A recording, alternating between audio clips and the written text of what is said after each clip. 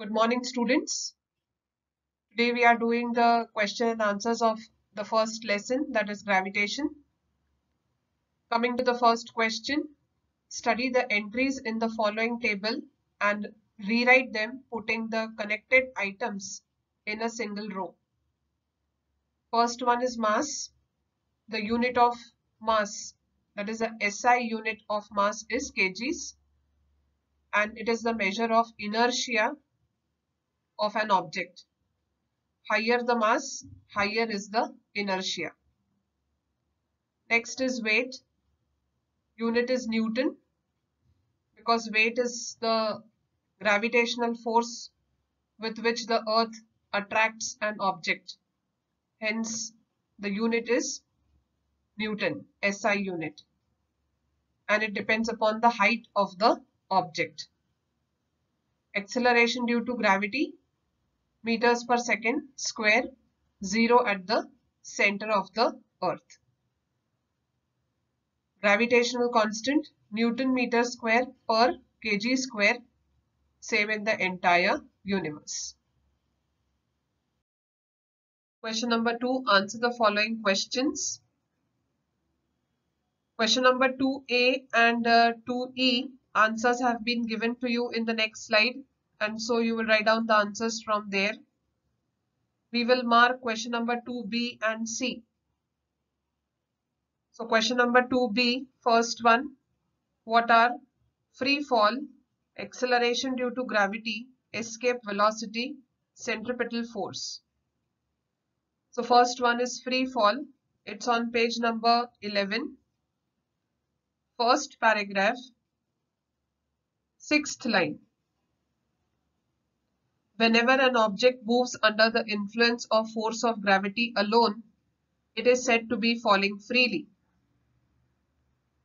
Thus, the released stone is in a free fall. Up till there you will write down. The next is acceleration due to gravity. It is on page number 8. First paragraph. The earth exerts gravitational force on objects near it. According to Newton's second law of motion, a force acting on an object results in its acceleration. Thus, the gravitational force due to the earth on a body results in its acceleration. This is called acceleration due to gravity and is denoted by small g. Next one is escape velocity.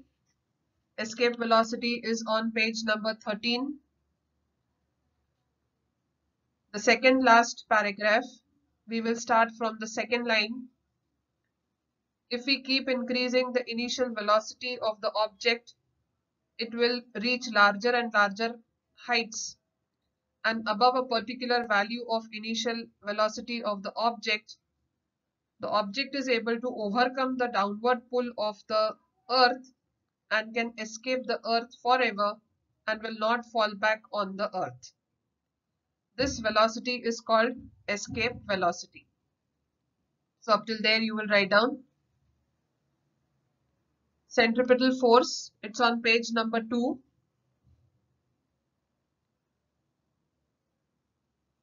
Second paragraph,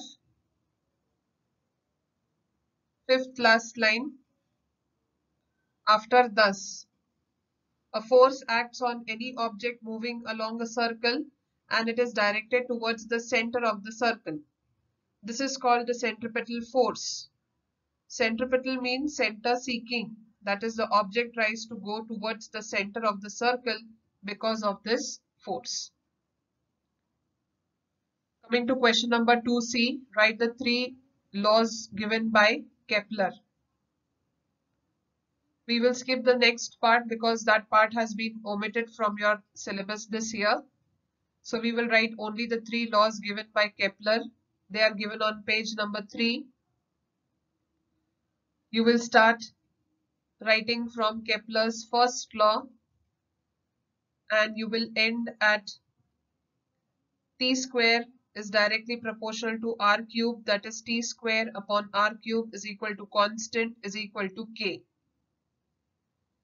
And you will draw the diagram 1.4. the orbit of a planet moving around the sun. Question number 2D we will do later.